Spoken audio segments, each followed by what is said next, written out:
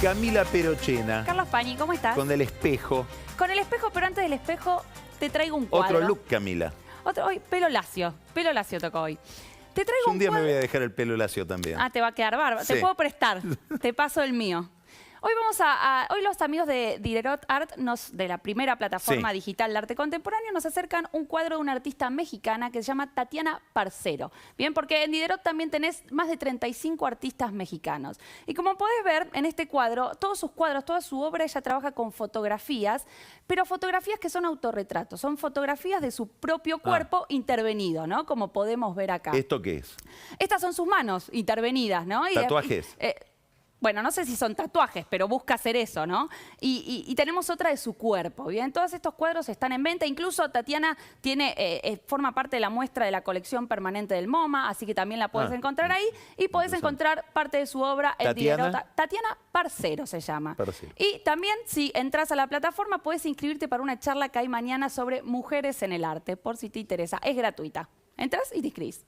Muy interesante. Bien. Muy interesante. Diderot Art. Ahí está Tatiana. Ahí tenemos a Tatiana. El cuerpo de Tatiana es ella. Muy bien. Muy bien. Lindo.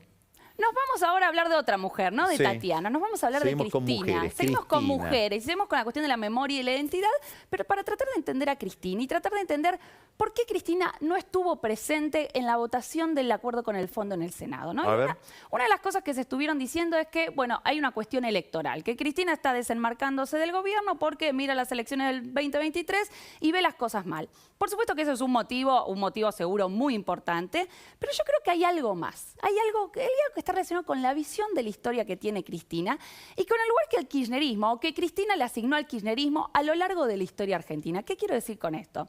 Si uno piensa en la deuda, Cristina asocia la deuda externa con 3 momentos de la historia argentina con los que ella busca establecer una ruptura. ¿Cuáles son esos momentos? El momento rivadaviano, la década de 1820, la dictadura de 1900... El empréstito. El empréstito, ahora voy a decir algo del empréstito, la dictadura de 1976 y el gobierno de Carlos Menem, ¿no? Esos son los 3 momentos que ella asocia con la deuda externa y con los que quiere buscar una ruptura. O sea, si ella aprobara o apoyara públicamente el acuerdo con el fondo, quedaría en una línea de continuidad con esos momentos que durante toda su presidencia criticó. Agreguemos, según su versión, a Macri.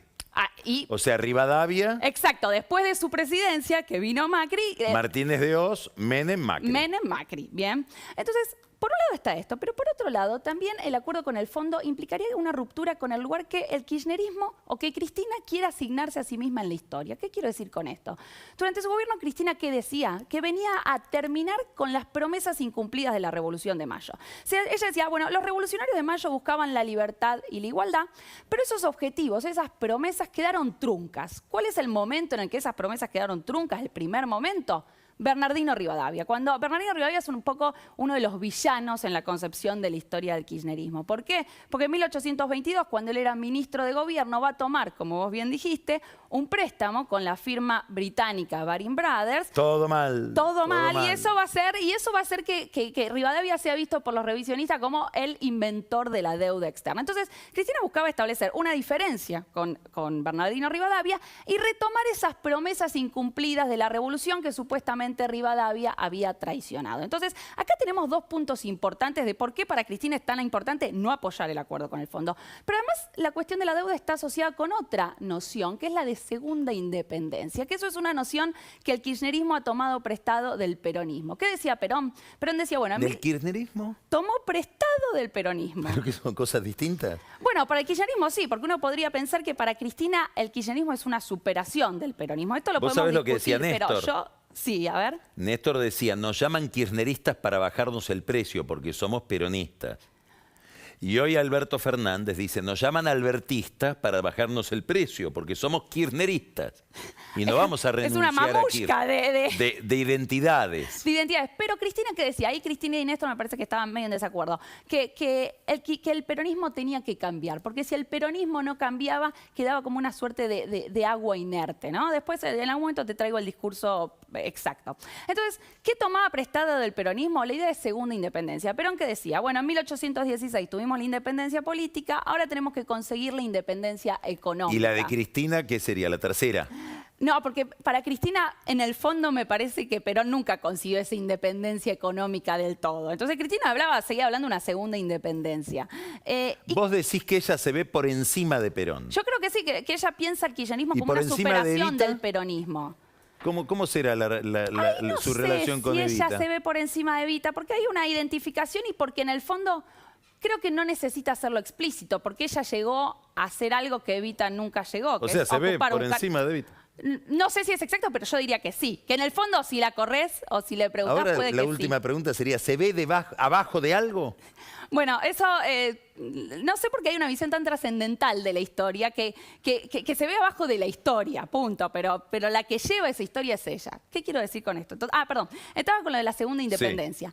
Sí. ¿Cuándo usó mucho esto? ¿Te acordás cuando fue el conflicto por el Fondo del Bicentenario? El Fondo del Bicentenario se creó en el 2010 y lo que buscaba hacer Cristina con ese fondo era pagar intereses de deuda con reservas del Banco Central. En ese momento, ¿quién estaba en el Banco Central? Martín Redrado. Martín Redrado se va a oponer, va a postergar, va a procrastinar esta decisión y finalmente va a ser removido. Bueno, en todo ese conflicto, Cristina va a hablar mucho de segunda independencia y de la cuestión de independencia económica.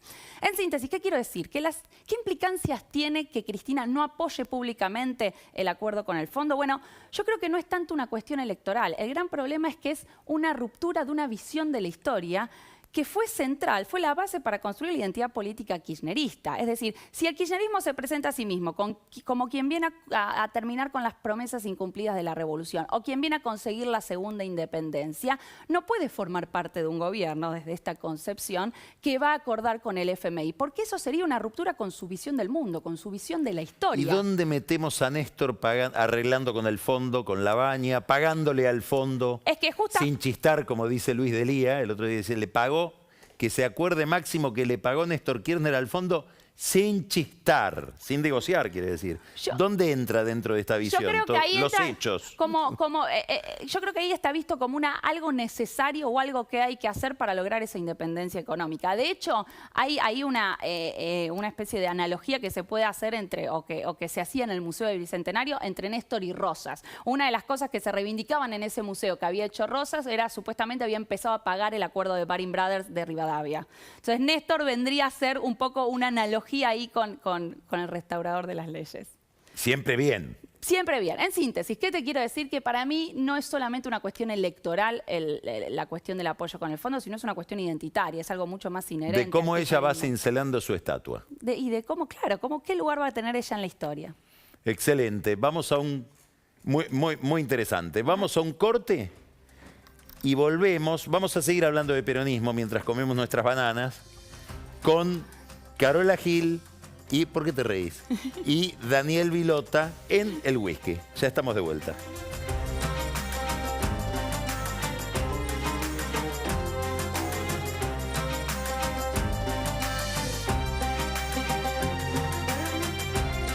Oportunidades de marzo en Bedtime.